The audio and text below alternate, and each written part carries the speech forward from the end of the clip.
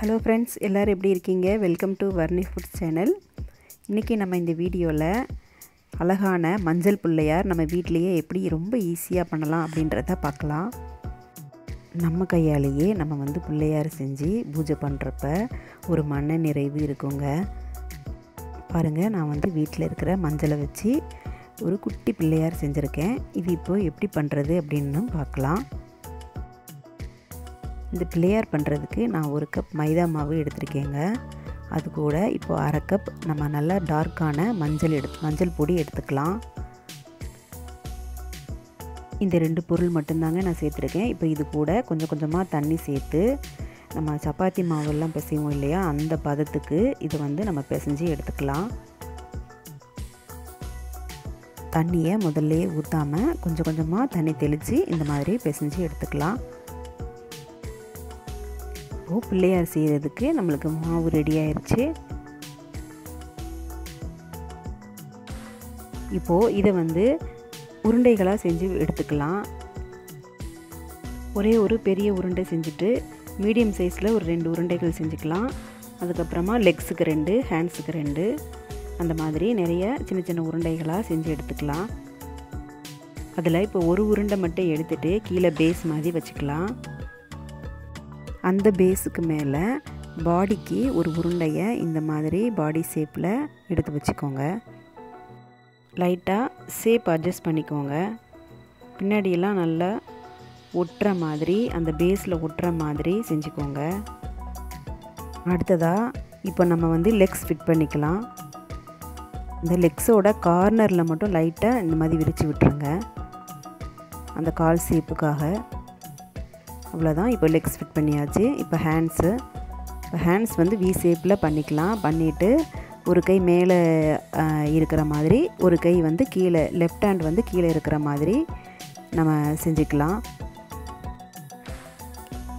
அடுத்ததாக இன்னொரு உருண்டையை நம்ம ஏற்கனவே வச்சுருக்கோம் இல்லையா, அந்த உருண்டை மேலே இந்த மாதிரி ஒட்ட வச்சுக்கணும்.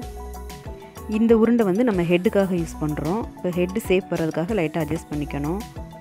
அடுத்து இந்த உருண்டை தும்பிக்கைக்கு நம்ம கார்னரில் அந்த கோன் ஷேப் வர்ற மாதிரி செஞ்சுக்கணும்.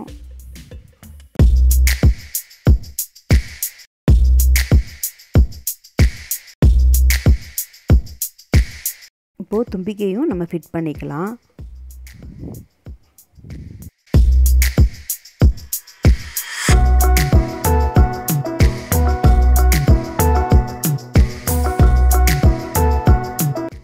அடுத்ததாக சின்ன உருண்டையில் 2 உருண்டை எடுத்துகிட்டு அதை காதுக்கு ஃபிட் பண்ணிக்கலாம்.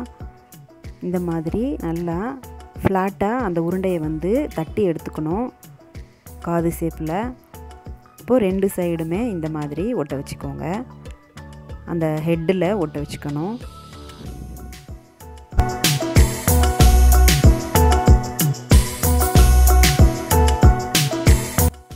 அடுத்ததாக கிரீடை வச்சுக்கலாம்.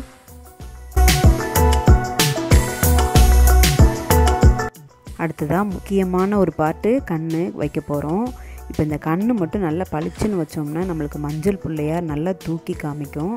இப்போ பாருங்கள், நான் குன்னி முத்து தான் இதுக்கு இந்த பிள்ளையாருக்கு கண்ணாக வைக்க போகிறேன். இந்த குன்னி முத்து நம்ம வீட்டில் பூஜை ரூமில் வச்சுருந்தோம்னா ரொம்ப விசேஷம். பாருங்கள், குன்னி முத்து வச்சதுமே நம்மளுக்கு பிள்ளையாரப்பா எவ்வளோ அழகாக நம்மளுக்கு பளிச்சுன்னு தெரிகிறாருன்னு பாருங்கள்.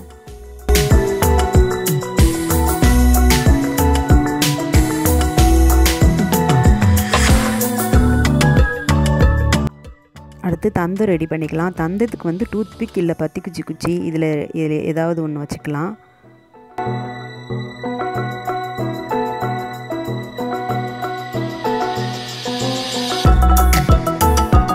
அவ்வளோதான், ஆல்மோஸ்ட் நம்மளுக்கு பிள்ளையாரப்பா ரெடி ஆகிட்டார். இப்போ இந்த பூனலை மட்டும் நம்ம கட்டி விட்டுடலாம்.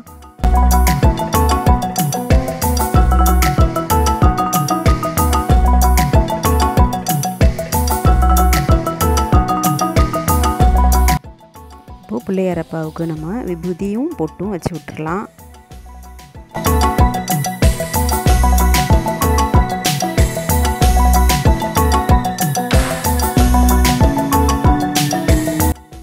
ஒரு பிளேட் மாதிரி செஞ்சு அதில் சின்ன சின்ன உருண்டைகளாக செஞ்சு லட்டு மாதிரி செஞ்சு எடுத்துக்கலாம்.